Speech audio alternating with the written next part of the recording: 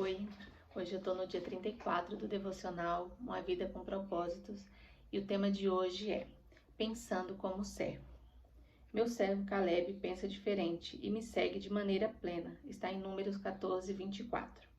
Tentem pensar como Cristo Jesus pensava. Filipenses 2:5. Esse capítulo aqui, ele vem dar continuidade ao capítulo anterior, né, que falava como agem os verdadeiros servos. E esse é como pensam os verdadeiros servos.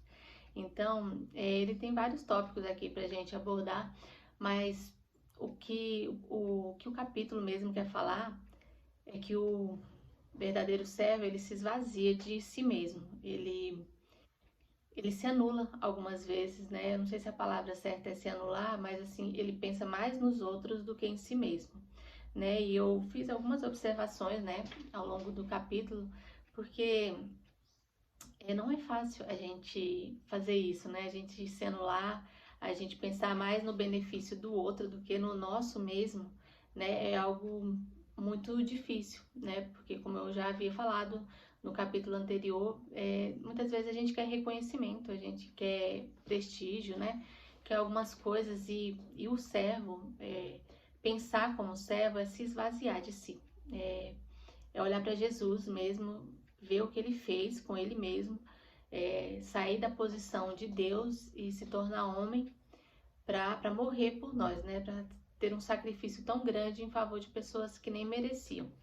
Mas foi necessário. E o nosso pensamento como servos tem que ser esse, que às vezes não é porque o outro merece, né? Mas é assim, porque Deus espera isso de nós e que nós de alguma forma seremos recompensados por Deus por isso. Mas não agir esperando recompensa, ter um coração bom, um coração puro, para que a gente possa pensar como servo, né, em servir, em querer ajudar ao outro, né, e fazer as coisas sempre no benefício dos outros e não no nosso, né? Aí fala assim: você não pode ser servo se estiver cheio de você mesmo. É difícil isso, né? Porque a gente é muito egoísta, né? Eu fiz algumas anotações porque realmente a gente tem um pensamento muito egoísta.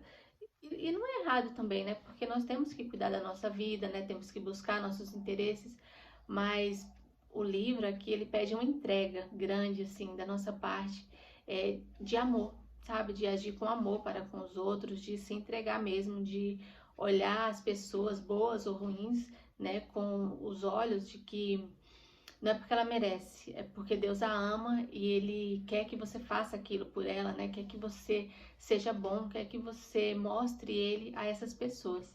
Então é um exercício que a gente tem que praticar todos os dias, né? E tem que pedir para Deus isso, né? Para que Deus dê um coração bom, né? Dê um coração de servo mesmo.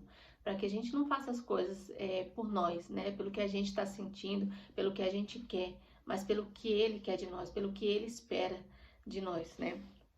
Então,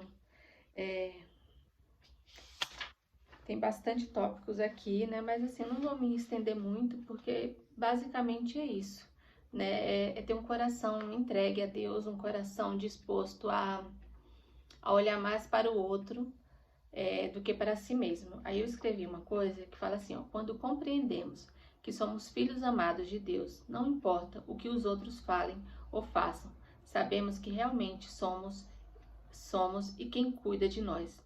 É porque tem um tópico aqui no capítulo que fala pra gente não se comparar, né, com o que as outras pessoas estão falando, né, ou que estão fazendo de grande, né, pra gente não ficar buscando coisas que não foram, não é que essa palavra, que não foram feitas para nós, mas assim, como eu já tinha falado em outros capítulos, Deus tem uma missão para cada um. Então, às vezes você olha para a vida do outro, você acha que a vida dele é mais interessante, que você queria estar fazendo aquilo e não aquilo que Deus pede para você fazer. Mas aí fala aqui no livro que Deus tem uma recompensa para cada um de nós, né? Que Deus tem um propósito e tudo que a gente faz é válido perante Deus. Então, assim, não fique se comparando o que o outro está fazendo, pensando que é melhor do que o que você faz, porque tudo tem valor aos olhos de Deus. Então é isso, né? Porque um capítulo complementa o outro, né? E às vezes uma coisa que fala um vem só enfatizar mais no outro, vem só trazer mais ênfase, né? Eu vou falar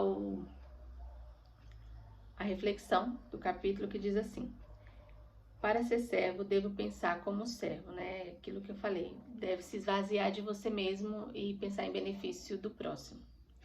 Um versículo para memorizar. Seja a atitude de vocês a mesma de Cristo Jesus. Está em Filipenses 2:5. Uma pergunta para meditar. Normalmente preocupo-me mais em ser servido ou em achar maneiras de servir a outros. Então é isso, o servo, ele não está preocupado em ser servido, né? Ele se preocupa mais em servir as outras pessoas e em trazer um benefício aos outros, né? Então é isso para o capítulo de hoje e até a próxima. Tchau, tchau.